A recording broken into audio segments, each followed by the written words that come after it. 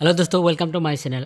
मुख्यमंत्री आत्मनिर्भर अभियानर जिসকলে এপ্লাই কৰিছে প্ৰথম কিস্তি যিসকলে মানে প্ৰথম ইন্টাৰভিউত যিসকলে পাস কৰিছে দ্বিতীয়বাৰৰ বাবে ইন্টাৰভিউত মাতিছে সেইসকলৰ বাবে কি কি ডকুমেন্টস লাগিব কি কি লৈ যাব লাগিব আৰু কি কি সুধিব এইটো ভিডিঅ'ত মই কম। মই এতিয়া ৰাতিপুৱা গৈ আছো, মোৰ ইন্টাৰভিউ ডেট আছে আজি। মই যেহেতু ডিটিপি জেৰক্স সেন্টাৰৰ বাবে এপ্লাই কৰিছো সেইকাৰণে মই কম্পিউটাৰ সাৰ্টিফিকেট লৈছো, room agreement lasso, qualification certificate lasso और Aadhaar card voter card एबिलाक original बिलाक सब किन्तु লৈ গৈছো। ओरिजिनলৰ লগতে জেৰক্স কপিও লৈছো আৰু ৰুমৰ যেটো এগ্ৰিমেন্ট হেতু লৈছো। কি কি হুদিলে মোৰ পোৱাৰ কেনেকুৱা চান্স আছে না নাই হেতু মই উলাই কিন্তু মই ডিটেইলছ কম। তো ভিডিওটো লাষ্ট লৈকে কিন্তু চাই থাকিব। ডকুমেন্ট সব লৈ গৈছিলো, প্ৰিপাৰেচন হৈ গৈছিল, মানে সকলো ডকুমেন্টস মোৰ আছে। কিন্তু যাৱাৰ পিছত যেতিয়া মাতিল এনেইতো বহুত লেট কৰি মাতাৰ পিছত মাত্ৰ আধাৰ কাৰ্ডখন চালে, আধাৰ কাৰ্ডখনৰ বাহিৰে আৰু কিন্তু একো নাচালে।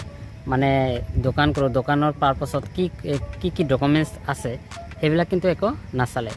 তে কেনেকৈ দিব, মানে হাস্কা সিস্টেম দিব নেকি, কোনে পাব, মানে ইন্টাৰভিউৰ কোনো ভ্যালু নাই। মোৰ মতে কোনো ইন্টাৰভিউৰ কোনো ভ্যালু নাই। আপোনালোকৰ কাৰ ইন্টাৰভিউ সেকেন্ড প্লেছত ইন্টাৰভিউ দিলে কমেন্টত জনাব আৰু কি সুধিছিল। মোৰ মতে মোৰ সেন্টাৰত যেটো হলে যেটো ভেটেনাৰি সেন্টাৰত হলে মানে যিকেইটাই ইন্টাৰভিউ দিলে মানে সমাল আৰু ওলাই আহিল, মানে মাত্ৰ আধাৰ কাৰ্ডখন চাইছে, কোনো অৰিজিনাল কোৱালিফিকেশন ডকুমেন্টস হোৱা নাই। মানে দোকানৰ পাৰপাছ আগত প্ৰথমবাৰ যেতিয়া হৈছিল তথাপি ভালকে চাইছিল, ডকুমেন্টস গিলা চাইছিল,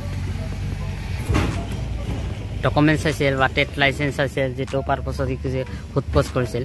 কিন্তু এতিয়া তেনেকুৱা নহয়, মানে কি পাছ কৰিছে সেইটো সুধিছে, নাম সুধিছে, কি পাৰপাছত কৰিছা সেইটো সুধিছে, বাস আধাৰ কাৰ্ডখন চাই হৈ গ'ল মানে ইন্টাৰভিউ। এনেকুৱা ইন্টাৰভিউ নামাতাতকৈ নামাতাই ভাল আছিল। মানে এটা সবে জানে, মানে এপ্লাই কৰিছিল চাইছেই, মানে চাব লাগিছিল। কিছুমানে এনেই এপ্লাই কৰিছে, ডকুমেন্টছগিলা চালে ভাল আছিল। কিন্তু ইয়াৰ ভিতৰত 30,000 যেহেতু পাব, কোনে পাব সেইটো ক'ব নোৱাৰে, কেনেকৈ আইছত পাব, মানে ইন্টাৰভিউৰ ওপৰত বেছ নকৰিব চাগে, যেহেতু ইন্টাৰভিউ ভালকৈ হোৱা নাই।